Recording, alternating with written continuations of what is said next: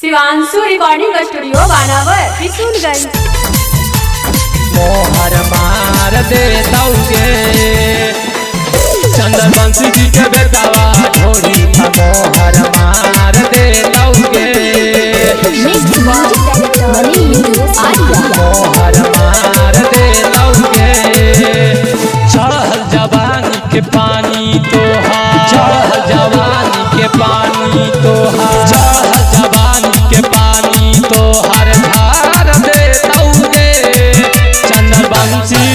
चंद्रवंशी जी के बेटावा ढोरी मोहर मार दे दौगे चंद्रवंशी जी के बेटावा ढोरी मोहर मार दे दौगे चढ़ल जवानी के पानी तोहार चढ़ल जवानी के पानी तोहार चढ़ल जवानी के पानी तोहार धार दे दौगे चंद्रवंशी जी के बेटावा ढोरी मोहर मार दे दौगे चंद्रवंशी जी के बेटावा ढोरी मोहर मार दे दौगे मोहर मार दे दौगे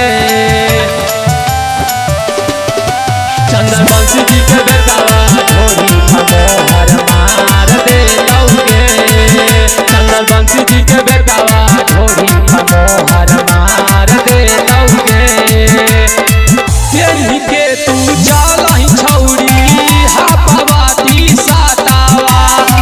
देख के सब कहौ छौरा लागही पाता कावा लागही पाता कावा तेरी के तू जालही छौरी हापवाती सातावा देख के सब छौरा कहौ हही तू पाता कावा चढ़ल जवानी के पानी तोहर झार दे दौगे चढ़ल जवानी के पानी तोहर झार दे दौगे चंद्रवंशी जी के बेटावा ढोरी मोहर मार दे दौगे चंद्रवंशी जी के बेटावा ढोरी मोहर मार दे दौगे मोहर मार दे दौगे चंद्रवंशी जी के बेटावा ढोरी मोहर मार दे दौगे चंद्रवंशी जी के बेटावा ढोरी मोहर मार दे दौगे अइहे कबो घूमे छौरी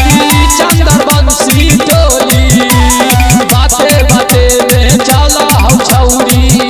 हाँ खाली गोली हाँ खाली गोली घूमे कबो अइहे के छौरी चंद्रवंशी टोली बाते बाते में चला हौ छौरी हाँ खाली गोली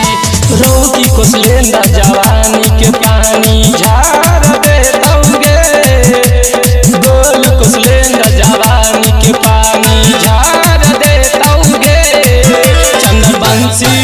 चंद्रवंशी जी के बेटावा ढोरी मोहर मार दे दौगे चंद्रवंशी जी के बेटावा ढोरी मोहर मार दे दौगे शिवांशु रिकॉर्डिंग स्टूडियो बानावर किशुनगंज।